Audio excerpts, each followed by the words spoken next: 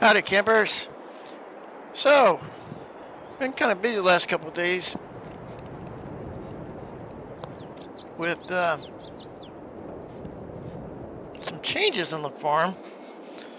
So, with the Mr. Ferguson, the John Deere dealer, being in trouble and headed down south, parts unknown, and the John Deere dealership pretty much folding. The bank still had a control of it, but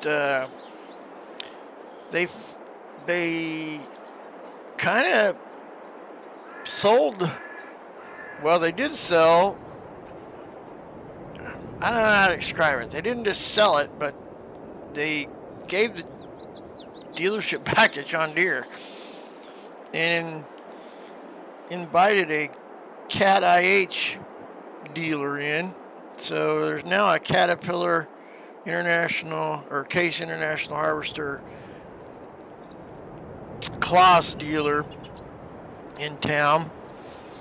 And since I was having so much trouble getting parts for my tractors and costing an arm or leg to get a John Deere serviceman up here from Cheyenne, and had to take the 9T. I had to haul it all the way to Cheyenne. Wheel bearing went out on it, so it was not something they were willing to come up here and fix. I sold off all my John Deere equipment, and between that and selling off all my apple crop and my tomato, lettuce, and strawberries, I was able to, with a little bit of finagling, I had to sell some wood too. I had to pay some guys to do a bunch of logging, gave them 20%, and with the 80% they got me, I did a couple things. I cleared off that strip of property, but I bought some new tractors. I got this nice little Case Maxim CVX. It's 175 horse. It's a little bit bigger than the little John Deere 710 I had over here that I was using around here. And it's a little bit bigger, so I can get a little more done around the farm with it. I got rid of all my medium-sized tractors, and I went to these 400s. Now this is a 400 Turbo Special Edition. It's got the International Case IH metallic paint on it, and I was able to get it with a front loader attachment. Normally these big tractors don't come with front loader attachments, but I got rid of the 9T and got a Quad Track 620. It's got 692 horse. I lost, the other one was 700 horse. I lost a few horse on it. Okay. Yeah. But this bad boy here, this 400 Turbo, 886 horse. Yeah. And then this one here is 435 horse. So, kind of a trade-off, but between that tractor and that tractor, I should be able to do any kind of tilling I need to do. And between these two, I can run any of my other implements.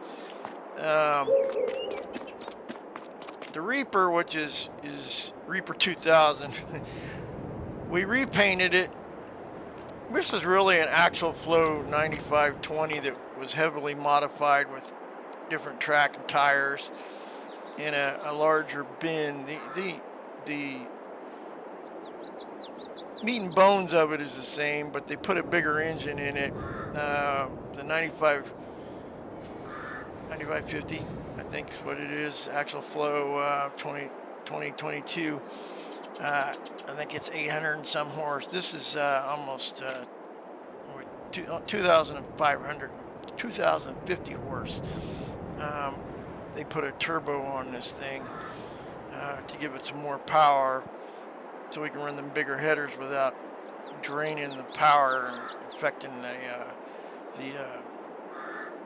the actual harvesting of any of the crops that we run through this thing. So yeah, we repainted it. It was in bad shape. Paint was in bad shape, and the guy I hired to repaint it, he painted it in that metallic Case IH paint, and he was able to keep my my Reaper logo that was on there when I bought it, when I inherited it.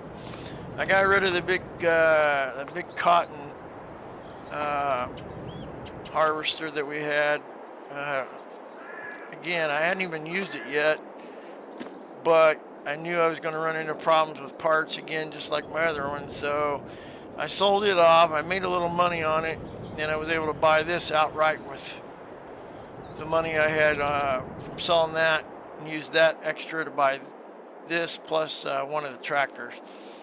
So we're in pretty good shape there on the tractor side, and I tell you what, it's pretty nice. Now I got this big giant planter over here.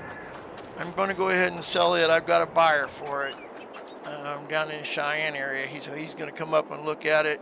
I need to wash it off. I'll probably do that later tonight. He's supposed to be here tomorrow, and I'm going to get a Axiflow. I don't know. They got a nice, fairly large Case IH planter. When I get that, I'll show you guys what that is. But the other purchase I did make, I got rid of that big behemoth seeder, and my little Lorica seeder, wherever it went to. Oh, it's parked inside. On some of the bigger fields, I wanted something that could knock stuff out. So I went ahead and got the Seed Hawk.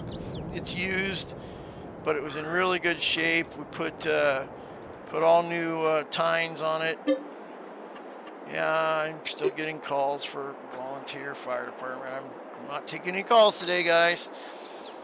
So yeah, I'm excited to try this out here soon. But we just got this morning. So yeah. So what we're going to go do, I've been on the search for hay ground because I've been worried that I'm not going to have enough hay between the horse operation and my feedlots. So I've kind of been in search of ground, and I got a phone call, I don't know, a little bit ago, about some potential meadow ground up in the mountains, up around, I forget what the lake is. Let's just go take a look. Hatchet Lake. Yeah, Hatchet Lake. And so it kind of covers this little valley here, and this valley here, and up through in here somewhere. So we're going to go take a look at that. And they're shooting me a pretty good, whoa, I can't go through there. No, we'll go this way. They're offering me a pretty good deal. I already got some apples growing. We just got rid of those. Apple harvesting is going real well. I've gotten one crop off of it already, and I'm already, my high schoolers are already started harvesting another little batch. So yeah, we started putting fertilizer in the water, and it seems to be making those apples grow really well. So anyway, we're gonna go head up here, and we're gonna go take a look at this lake. Oh, whoa, whoa, whoa. I was also looking at another area. I told you I bought that logging area. Back to the map here. Well, maybe. I had bought this area here, I didn't realize extensively how far up it went, but it covers this almost all the way up to the Bighorn Mine. So kind of around the lake, because the lake's a state lake, but it goes up around here, covers pretty much this from this road south. And so I went up there yesterday, and there's an area up here I can put a hay meadow in. We'll have to clear cut some of that off. This area here is too steep, but this little area right in here and right up through here, it isn't too bad. It's mostly this hilltop area and this side of this hill. I'm pretty sure we'll knock this off this winter, but I'm pretty sure I can put a hay meadow up in here and get some more hay ground.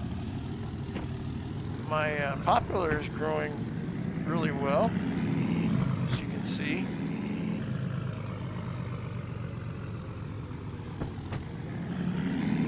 So yeah, so we're gonna take a look. This road's kind of, apparently there's a cabin up here that's been here. It's a second cabin. They replaced the original a few years ago, but the guy that owns this is an old logger. He owned all this timber and logged it off, and had a logging operation. Then he retired, moved south somewhere, and kept this as a little vacation home. It sits right off of the lake. But so he's up in his 80s, I guess, and he's just kind of, they don't come up here much anymore, and he sees no reason to keep it. And his family apparently has no desire to come to Wyoming for vacation. So apparently it starts right in through here. So it's that little valley, all that valley, that'd be a nice hay meadow. And this. So this would be a pretty decent hay meadow. It'd be a really good hay meadow. We could put some hay in here. A little bit back there, and this back here would be a real nice hay meadow. So, yeah, I know there's an oil spill. I'm not responding to it. I could log that off, and it looks like we could get some hay back in, there's grass back in there, and a little more back in through here. I'm looking for a fence. They said when I find the fence, I need to make a right after the fence. So, but yeah. Oh wow! Look at this hay meadow. Well, there's the fence.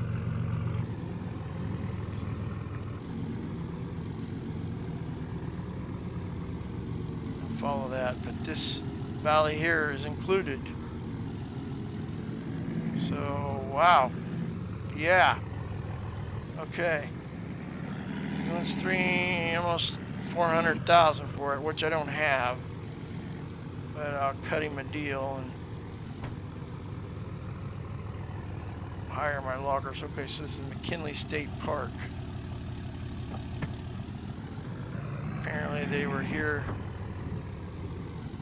I see the cabin back in there. Let's go down here and look at this lake. So they were here before the state park was.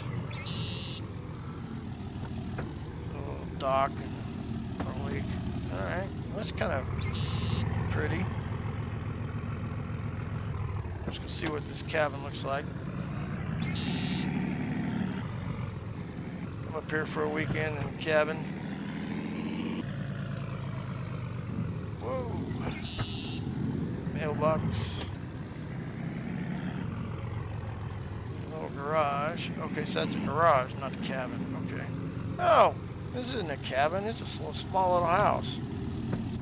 He called it a cabin. Ha! Alright. He's got a little dock.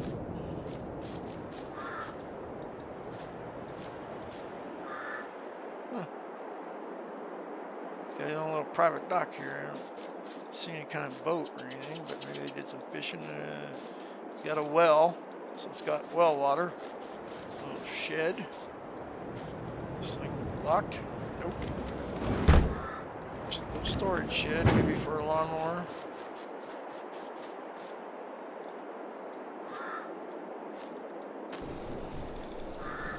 A little garage with a shop. Okay. Looks like I need to trim some trees. There's a tree branch up through the roof. Yeah, little roof damage. We can fix that though. Hell, this place itself is worth $300,000. Not much less the ground. Well, this is a cute little place. Living room, kitchenette, loft, and a computer up here. Bathroom with a bathtub. It's got indoor plumbing. That's a plus. Well, that is a nice view. Well, this is worth 300 and I don't know what it was. We haven't really agreed on a price. I think they're asking $390. I'll see what I can get them down to. But yeah, all right. Well, maybe dicker. Some dicker, and I don't really need it right this second, but I don't want him to sell it to anybody else. So that would be probably all the hay ground I would need. Alright, campers, well, I'm going to head back to the house. So I'm glad you took this little trip with me and checked out this potential new hay meadow. Alright, well, with the new equipment we got, new Case International, yeah, I grew up on an International 1066 and a 1086, so that kind of dates me how old I am. 1086 was only maybe 5 years old when we bought it, so that kind of tells you how old I am. But that's alright. Alright, campers, thanks for watching, thanks for subscribing. Hit that like and subscribe button. We'll see you soon.